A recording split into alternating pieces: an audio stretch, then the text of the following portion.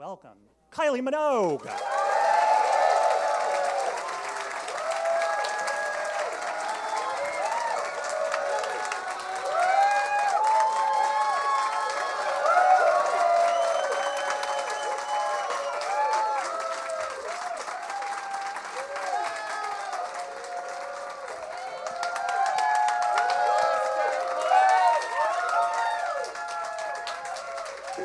Thank you.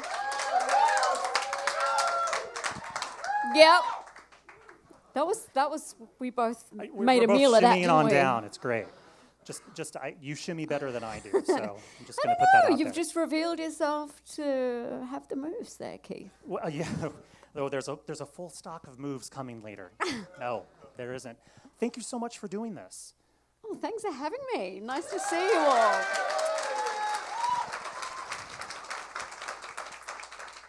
As I said earlier, your brand new album, Tension, just came out, and you are a very kind soul for have squeezed this into a very, very busy promotional schedule that you've had the past few months. Yeah.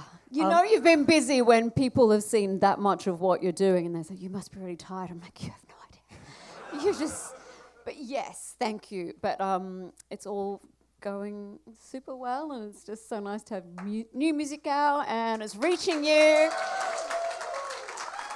So I'm really happy for my team and, yeah, for listeners, old and new.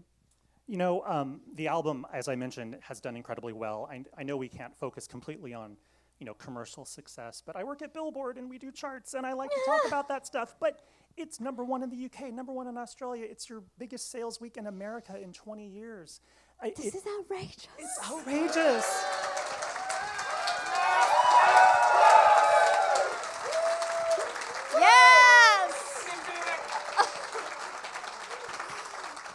I mean, obviously, it feels amazing to have all that happen, but it also must feel incredibly gratifying to know that this album has been so well enjoyed and warmly embraced, not just by your core fan base, but I think by a lot of people that maybe are becoming familiar with you for the first time with this album cycle. How does it feel? Weird and wonderful. I guess I didn't even stop to think about that, making this album, or even when it was, let's say the first single, because there's before Padam and after Padam. But I didn't really think about engaging with a new audience. So maybe I should have been thinking about. I was just trying to do the best work, try and live up to the expectations of existing fans, try and better what I've done before, et cetera, et cetera. But to have this moment where it's, I don't know, it feels like it was meant to be, but it wasn't something that I was aiming for. But it feels so refreshing and amazing to once again, like in the 80s, have this multi-generational moment. It's truly beautiful and heartwarming. And the great thing about Padam Padam is that if I'm correct, this song... You probably are. You know your stats. I think you know. She's setting me up. When I make a mistake, I'm going to be called out on it. I feel like this song kind of wandered into your life. Like this song came to you out of the blue. Mm-hmm. That's a reference. Sort of? No? Okay. Into the thank blue. you. Yeah. You can confide in me later how I screwed that up. Yeah.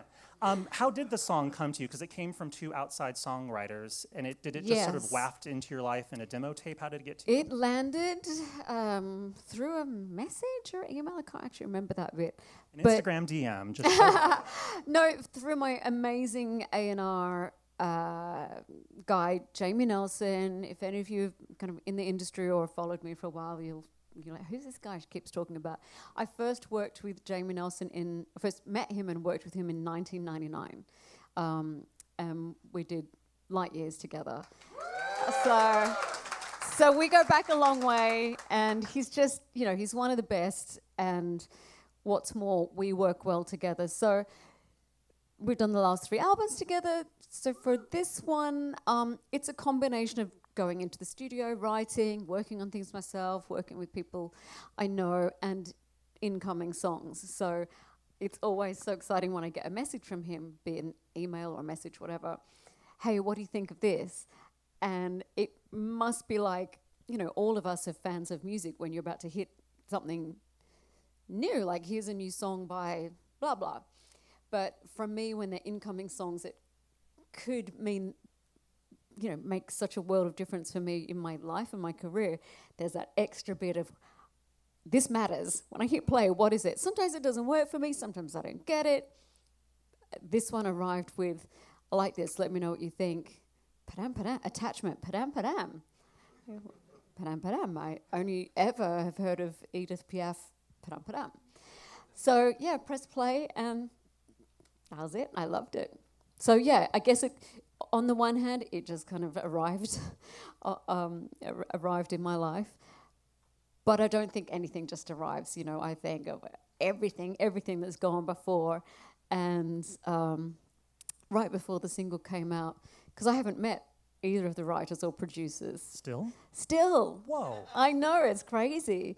But I did email them and I said, hey, before, not knowing what Padam would do, but just before the first single, I said, just want to reach out before the, you know, at least it gets mad for me either way.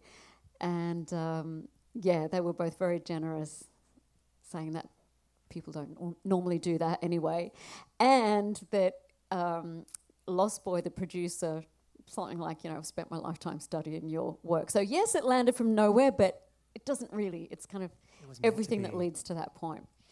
But that was a good day. That was a long answer.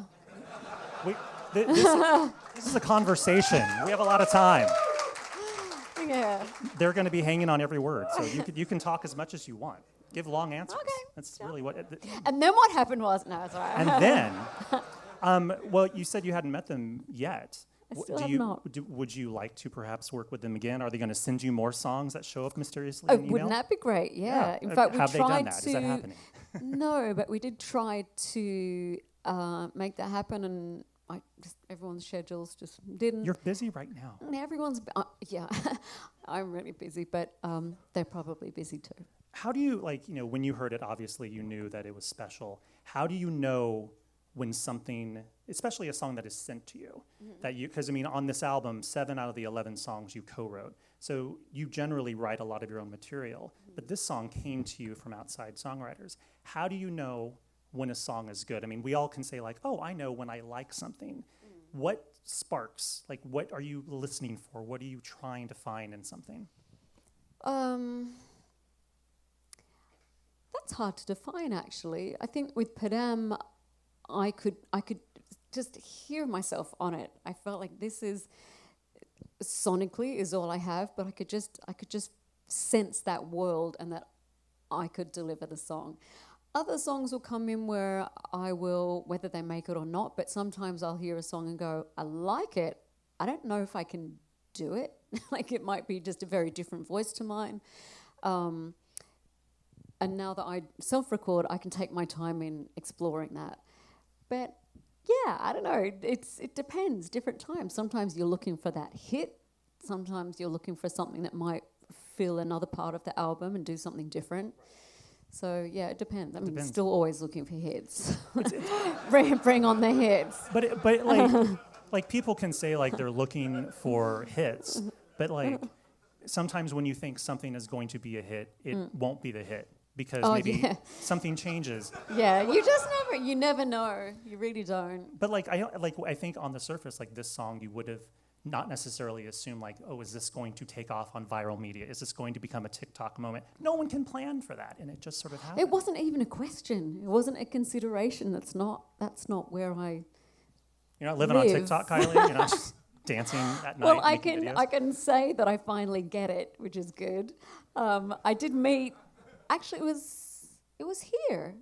Yeah, it was here. I suddenly just had to think, where am I? Listen, sorry, my world's in a spin right now. It was here, and we had a listening party, which was lots of fun. And amongst a whole bunch of people, I met some TikTok people afterwards and did a picture, and I said, meet you, and I just said, I don't know if it's for me. Like, there's just a bit of a confessional. I said, I tried. I don't know that not for me.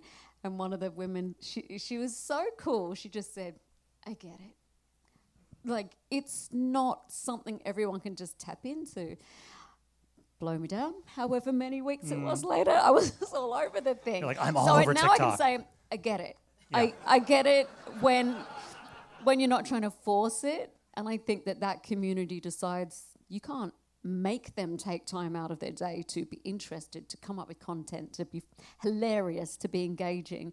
So, yeah, there's the difference between trying to get the song right, trying to choose the single order right, just trying to get it all as good as you can. But none of us even considered that, so it was such a nice surprise. Kylie mentioned a listening event, a playback, and I'm fairly confident I was at that one. And she came in, I was like, oh my God, Kylie's actually going to be here. And then you played the album, and you danced with the crowd the entire time. I danced all night. And Yeah. a friend who was there was like, are you going to go? I'm like, I am not going to throw myself into the dance floor because this will be incredibly embarrassing. So I missed my moment to have a dance. So maybe later. Maybe later. Yeah. But like when you see Kylie here and how lovely and kind she is, that is the way she is. So when she's not on stage, she's just as nice and kind as you think that she that's is. nice. I might be a little grumpy in the mornings before my coffee, but once we've got that under control, we're pretty good. You mentioned your home studio. I remember reading about how during COVID, sort of as a necessity, you kind of built a home studio. Is this like a full-on vocal booth situation, or is it you kind of learning the technology? It's not that proper. No, it's very makeshift. So obviously I had no choice. That's what it was like in lockdown. So I upgraded my mic for this album. I had to place a call myself, which got me the mic a bit faster than I otherwise would have got a mic. Which is good. That was a good day too. So yeah, I have not really travelled far without the mic I did most of this album on, my beautiful Telefunken 251, which I just love. Plus I've got two others. I've turned into this geek. I have these, mic conversations. I'm like, who are you? But I like it. I love it. Do you find yourself like, is it easier now to make a new album because you can do so much of it? If you're just thinking of lyrics or a melody at home, you're like, let me get this down quickly. Yeah, it's literally changed everything. And I was thinking when people have asked me about it, I said, I've got like kind of hangover anxiety of studios. I think of, my very, very first song was recorded as a demo, so I probably didn't have, I was like 19. When I was 17 and I made a demo cassette of 3 songs, I did cry because I was so nervous. I was 17. But, the early days of flying over from Australia to the UK to 10 days on the ground, or maybe sometimes less, to get everything done. And so there was a lot of pressure to get all your vocals those days, and then cut to after Stockake and Waterman days, the 90s, and, you'd be renting this gorgeous studio in London, like quite stressful. So I think there's the lag of all of that, which makes it even more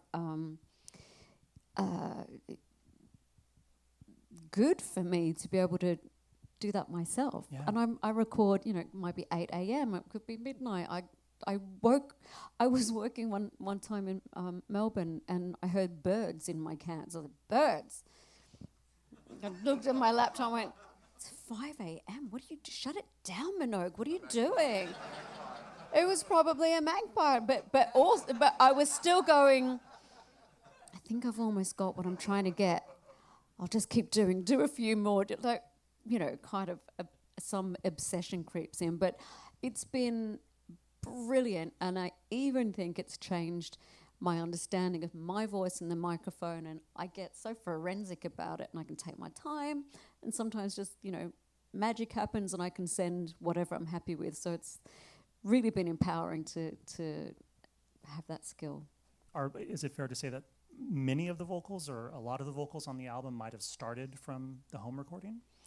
Not so many started, but a lot of them were done. I'm like Padam was written, so I got the parts and just recorded it and sent my vocals up. So Kylie's just sitting at home I recording Padam just, Padam. yeah, I mean, yeah, there's no real evidence of these setups, but Oh, you they're should very. just start setting up an iPhone to record yourself. Nah, everyone's, even in sessions with other people, like, we want to get footage. And I said, it's not the same. It's just not the same. I really feel like when you're writing, it's kind of sacred time, and I would be aware of a camera. I don't know. I like to just get the job done. When did the album kind of start as a process? When did you think, okay, it's time to make the next album? Because I feel like the reissue of her last album was Disco. I feel like there was a, yes. I like that. Thank you. I think that there was a deluxe reissue of that came out at the end of 2021, I think, right? Was it? I don't have my timeline either. Yeah, Infinite Disco. Infinite Disco was the when guest was list that? edition, that one. I'm so glad you're all here. Honestly, where would I be without you? So at what point after that did you start to think, okay, it's time for the next album? Or was it before that? I don't know. It might. I mean, I'm going to backtrack it just a tiny bit further because this is my timeline of Golden, which was really great to work on. Yeah, thank you. I absolutely loved that experience, learning about a different approach to songwriting. But then when we did the Golden Tour, our kind of spine of a story, which no one in the audience needed to understand, but for us, there was a kind of storyline. Do you know about that? No.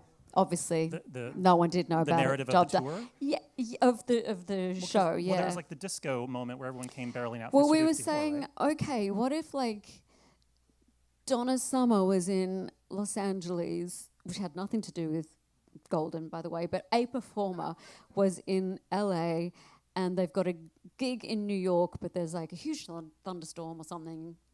There's no flights and they've got to bus it across country. So that was kind of our narrative. So at the end of the Golden Tour, we ended up at Studio 54. So I've just released Golden, like kind of country-tinged pop, but on that tour, by the time it was, which I loved that tour as well, but at the end being at the disco, I was like, I like it here. So that led to disco, and then because as everyone went through our COVID lives, the release of finishing disco, releasing disco, the few performances I did, it all just felt so disjointed and weird. I'll forever be grateful for the album because it really motivated me and gave me purpose through each day. And I've had people in tears talking to me about disco and what it meant to them through that period. So thank you very much.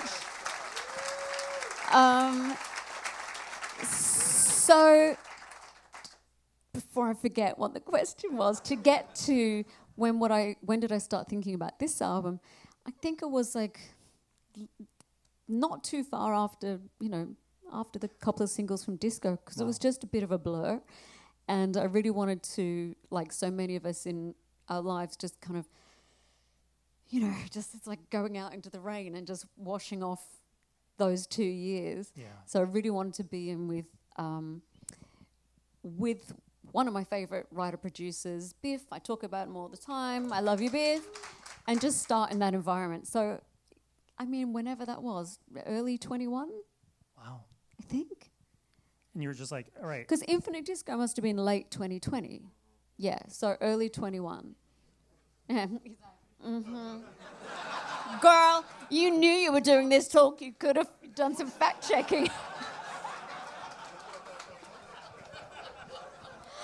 Oh dear. I mean, you kind of mentioned what sort of the intention of tension was sort of. Do you feel like when you were getting with Biff, by the way, Biff I want to say his breakthrough moment was maybe the Spice Girls debut album and Wannabe, but I feel like out of all the people that he's worked with, maybe he's worked with you the most, probably since Light Years, maybe? Like, it feels well, like yeah, he's been I met almost him on in every 1999. album. Yeah. Wow. And then in 2001, we did, well, Love at First Sight was our breakthrough moment. So, but I just, whether we have a pretty high rate of success. But Yeah. even if we didn't, we just love creating together. So it's always very life affirming. So I was going to ask this anyways, and you sort of said that it was life affirming, but I mean, what's special about working with him? Because you could sort of choose to work with anyone that you want, and I'm sure lots of people would love to work with you, but you clearly have a great rapport and friendship. So what makes it unique and special to just sit down where you know it's just going to be right?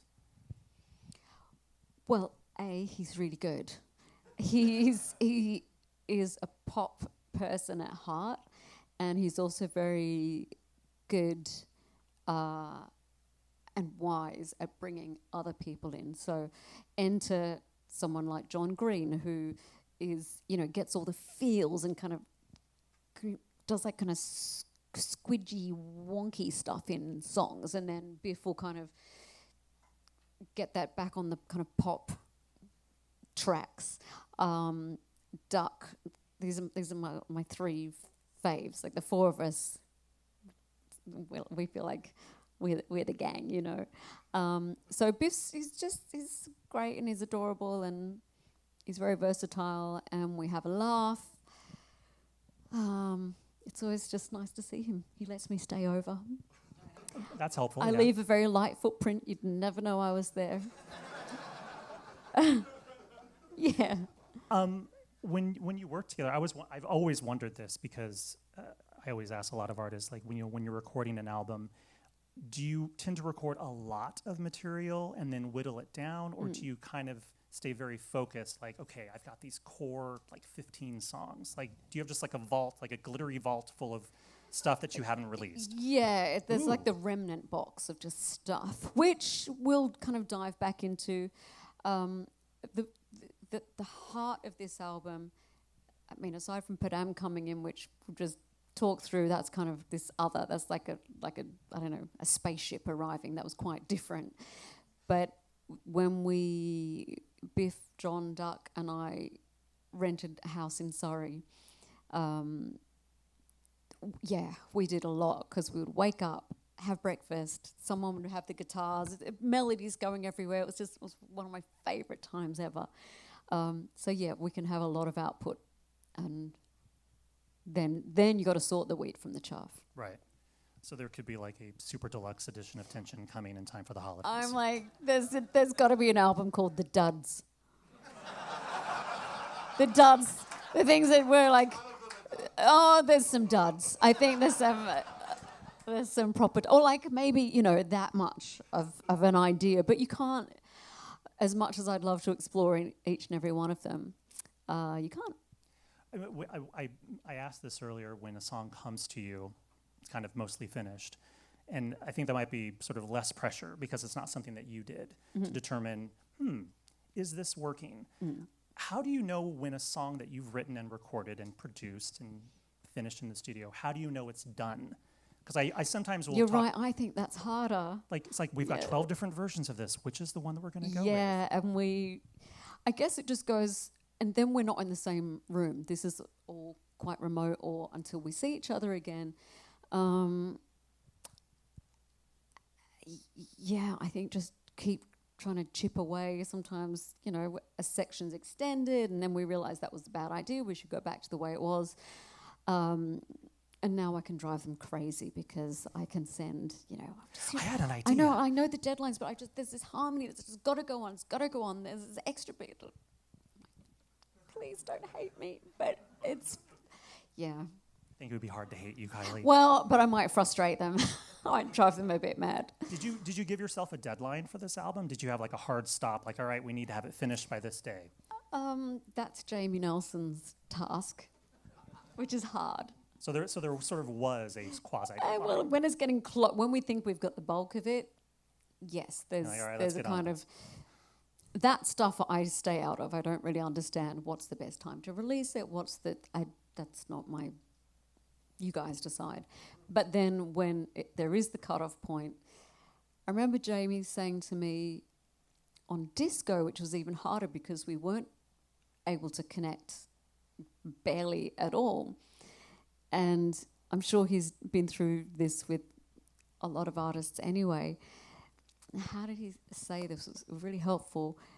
He said, because I must have been saying, I don't know if I've got it, do I need more time? Even on tension, I'll look back and go, I wish I'd done that or made this. But his advice, which I tried to keep for this album as well, but certainly for disco, was it marks a point in time, because if you finished a day later or a week later or a month later, it's going to be different to finishing it now. So there's just got to be a point where you, even if reluctantly, like, hand it over. You're letting it go into the world. Yep. Yeah. I'm still nervous. It's done and I still get nervous saying it. Yep. You still get nervous before a new album comes out? Yeah. Really? Yeah. But you know it's going to be good. Well, yeah, but could it be better? That's why you have the deluxe edition coming later. Yeah. I wanted to say this before because I had a couple statistics that I had written down, and I wanted to say this before I forgot. But I was writing a story for Billboard.com the other day about how your album debuted at #1 on our dance chart, and clap for that.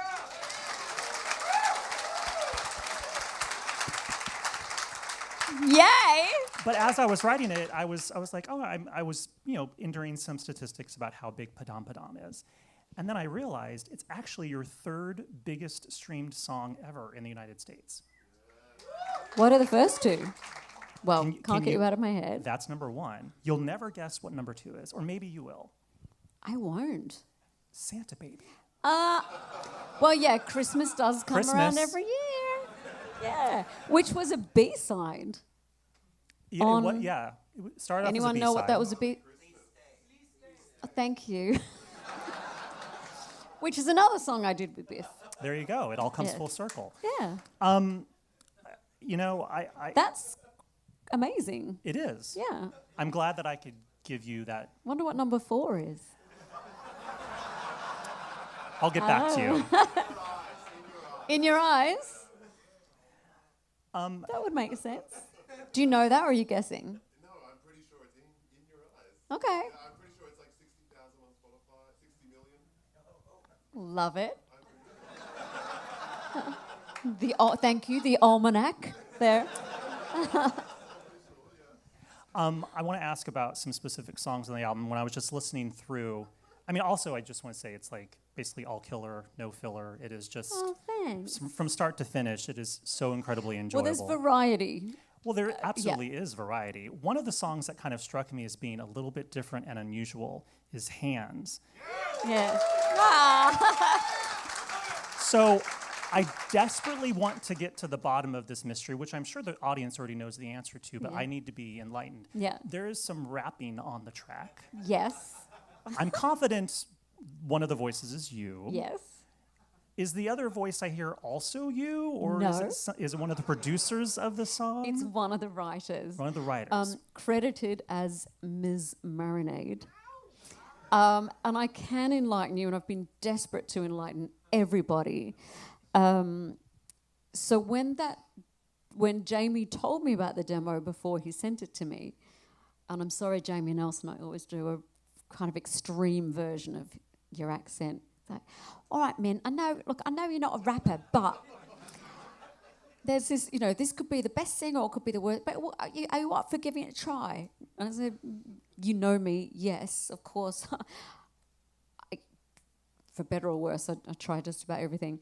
So when the song came through, I spent a long time trying to access this, like getting past my embarrassment or whatever, like, how do I do this? With some kind of attitude or, I don't know, confidence or whatever, or belief in myself. And the very first part, I don't know, once it kind of kicked in, I could make it my own. But this first part, and Jamie said, well, let's just keep the demo vocal. And he said, yeah, it's one of the guys. I'm like, what do you mean it's one of the guys? So it was one of the writers, and his voice is pitched to sound like a woman.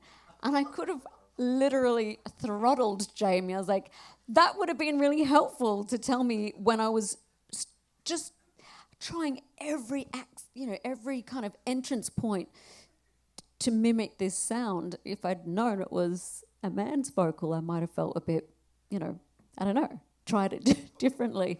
So yeah, it's been a little bit of a mystery, and I've seen some reaction videos where people are like, I'm into it, and then they just go, it isn't, and then by the time they figured out it isn't, then it is me. So yes, we were about to reveal all of that, but now that's Ms. Marinade, which I think is clever. Whose identity shall not be revealed further than that. They're quite shy. A couple other songs I wanted to ask about. One More Time, when it starts. Aww. When it starts, I was like, okay, this is a nod to One More Time by... All right, yeah. Well, that's what I heard. Yeah. Maybe that wasn't the intention, but I was Well, like, Forever, Daft Punk, we love. How did that song come about? Because the first part of it is sort of that's not the rest of the song. It sort of leads you into it, and then the song changes a little bit. You are very observant, because that song was something else. I can't even remember what it was. We liked the track, and something else was written, and I literally can't even recall now. And during our time in Surrey, when it was like, we know we've got these days together, we just wanted to, harvest as much as possible. And it was a track that we'd worked on sometime before. And I said to Biff, I've got this different idea for the chorus. It's Lord, no, no, no. So I said, I think if we go to somewhere like that, it might have a chance, which it did. So yeah, it started out as, I can't remember what, but something very different to what it ended up as. Does that happen a lot, where you take maybe pieces of songs or bits and bobs and kind of connect them together after the fact, or is that kind of more rare? I think that's rarer. It does happen, but I think mostly the songs the bulk of them will happen. Then when you're getting to kind of fine-tuning, some other parts might come, but yeah, that's not normally the case. Mm-hmm. Do you currently have, obviously all of these songs are your favorites. Do you have a song that is right now your favorite? Right now, Hold On To Now does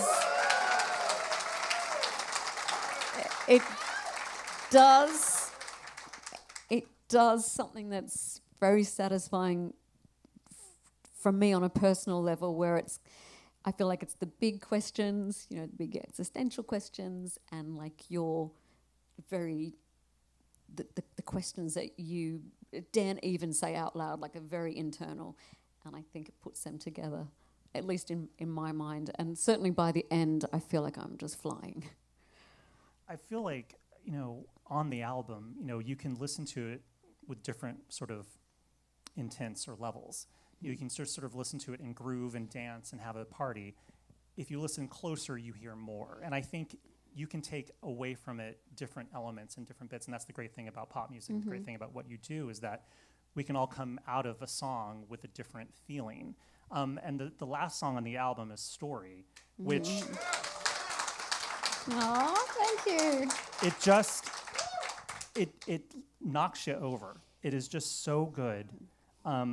I said it was an epic track, and that it's just, and it goes so full throttle too.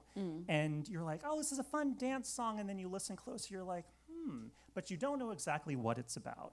But I think you can apply different bits of the song like a poem to your own life. And I was asking a coworker of mine who was based in New York, I said, oh, I'm talking to Kylie tonight.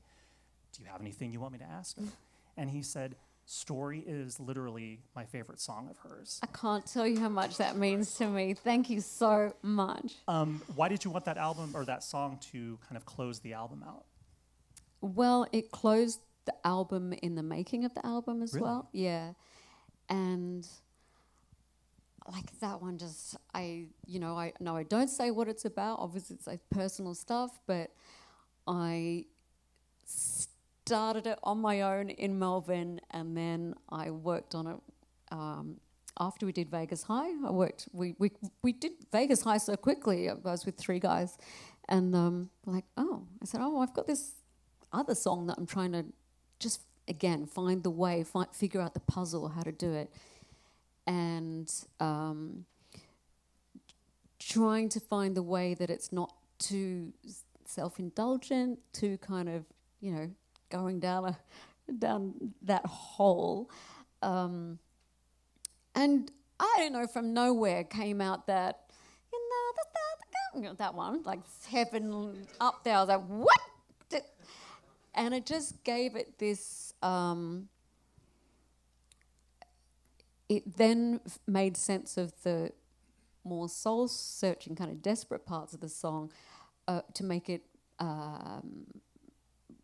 Have some kind of triumph to it, and to have a determination.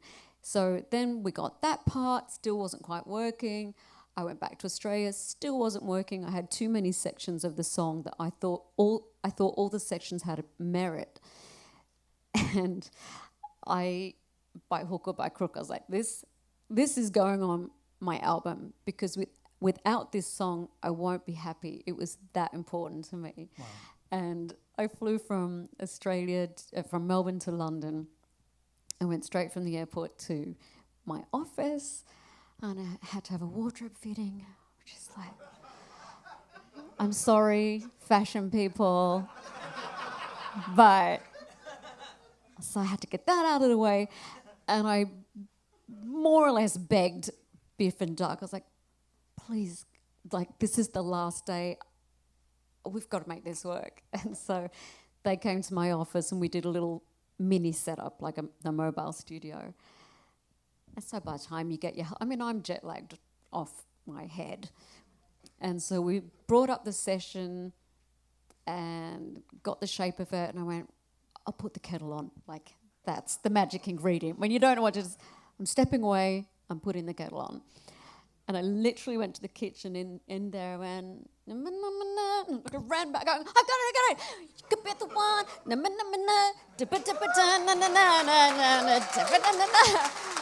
they're like, okay, that makes sense.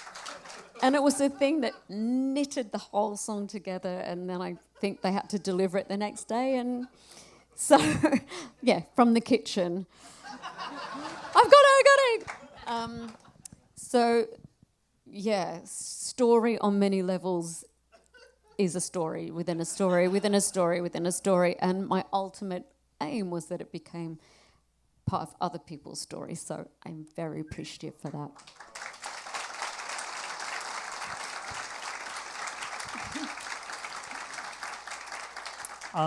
You mentioned Vegas High. Yeah. And I think it's a great segue for me to ask you about your upcoming... About what I'm doing in a month? Yes. Opening in a month? You've got a few shows coming up. I feel like very little, but also a lot is known about this residency. It's more. Is it officially called more than just a residency? It feels like... Well, that's from the Voltaire Club, right. Which is... what are you calling it, Kylie?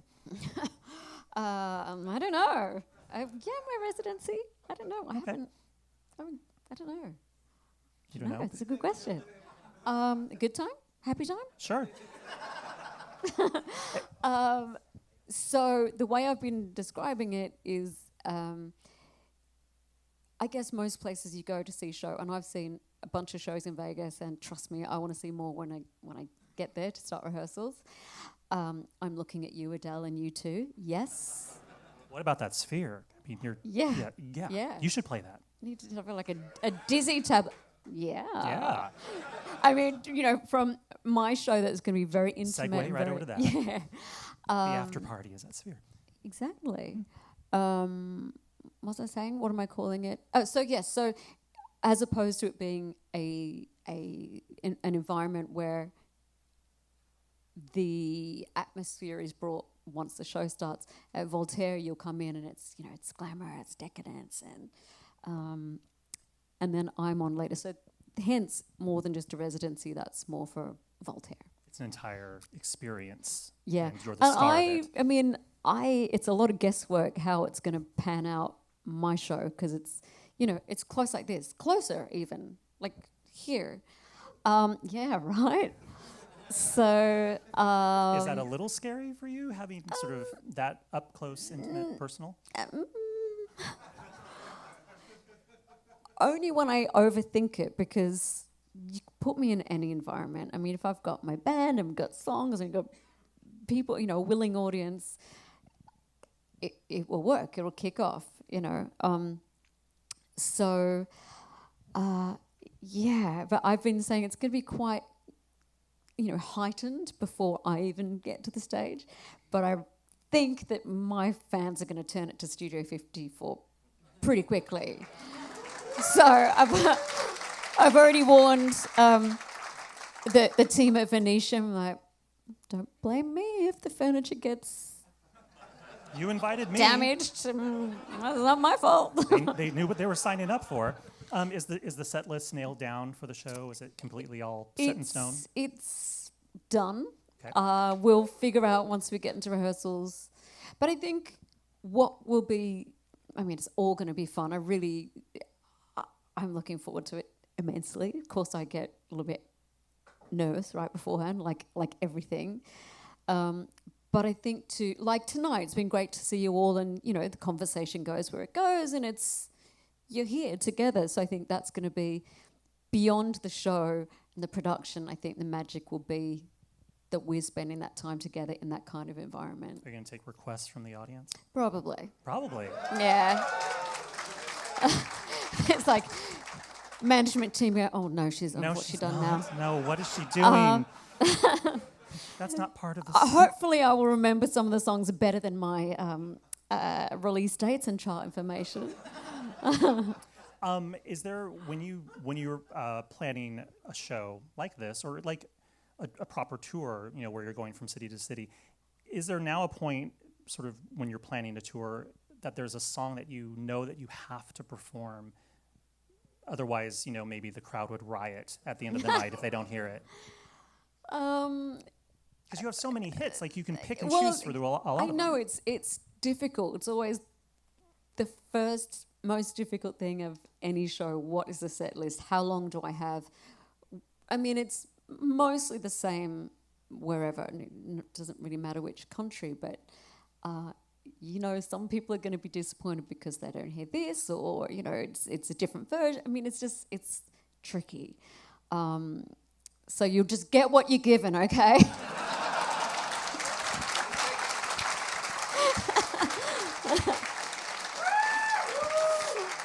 Sometimes it's good to go back to the original song because we've morphed over time, and I think it's more about what we've done recently, and trying to. There's a lot of audience who come to my shows who have been there at the previous show and the previous show, so I want to keep it interesting for them. And then now there's probably going to be some new people coming, so I don't know, it's tricky. So the crowd is only like 1,000 people, so it's like basically 5 times this, right? Essentially. Yeah. I think we have some questions that were submitted in advance from the audience. You've been vetted. Well, I haven't seen these, so okay. I don't know. So these don't actually have names on them, so I apologize. But if this is your question, maybe you can just yelp. After releasing an album during the height of the pandemic, how does it feel to now be able to do more in-person events like this with fans? Oh, yes. Yeah, that was you. Amazing. It was just so odd during COVID, and even doing performances, it's like, I don't know, it was just so weird. People with masks on. I'm even detached from my own team. I'm detached from myself. It was just so weird and not very enjoyable. So yes, this is magical to be able to be back with everyone. 100%. Yep. How's it for you guys? Everyone's happy. I watched the concert that you recorded in COVID. I watched it on New Year's Eve in Infinite lockdown Disco. in the house.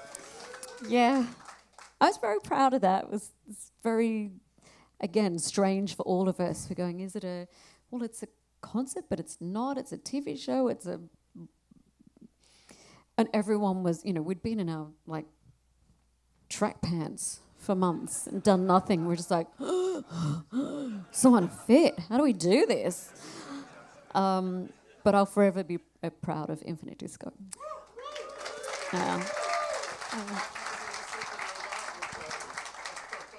Might make a reappearance. Another question. Your new album is rather visual. Did you have any cinematic or film references that inspired your music? That is from Daniel Aguilar. Woohoo, Daniel! Where's Daniel? Oh, hi. Yes. Do you mean making the album or for the videos? What do you mean? What? Both? Both. Not when I started making the album for sure, but there's certainly some songs that when we're writing them, I get carried away thinking, what's this going to be like live? Like, what's the emotion going to be? Where are people going to react? Where's the confetti? Like, when's the lasers? Where's the budget go? But no, the visuals I wasn't too. I think I was just so focused on the music that the visuals just came when they came. All right.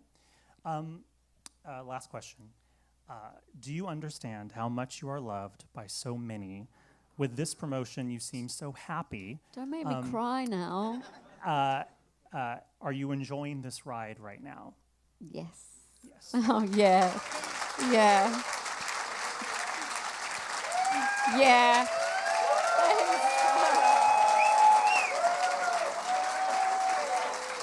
I'm going to get all misty. I really, really am, because it's been a lifetime of work, and with lots of people and lots of loves and ups and downs and everything in between.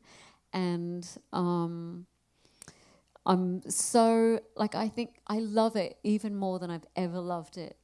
Like, my understanding of the puzzle of a song and what a song can do for people and for us, and the life force of music. And I don't think I understood it that well years and years ago. It was like, just the next thing I'm doing, and, kind of learning everything on the go. But I think whether it's just the amount of experience I've had, or I'm at this point in my life, but it's really amazing. And on top of that, to be having, I felt like this before the album came out. So now that we've padammed and we've broke the tension and all of that, that's just like bonus, because I felt so fulfilled and challenged, and all sorts of emotions through making the album, like a year and a half of making it. A lot of stuff happens in a year and a half as well, in all of our lives, and the people that we work with, and the people that we love, and the things that matter to us, and trying to put all of that, you can't even help but some of that being in your art or your craft or your being. So yeah, I'm super, super grateful, and I'm enjoying this ride very, very much. So thank you.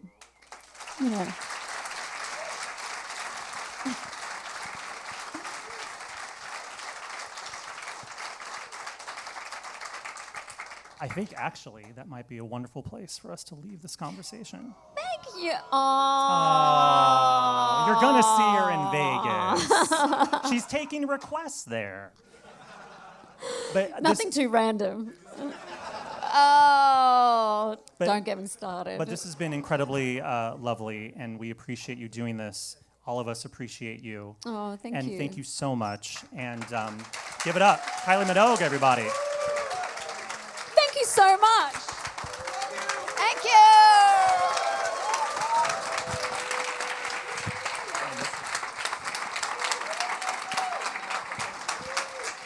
Bye, everyone. Take care.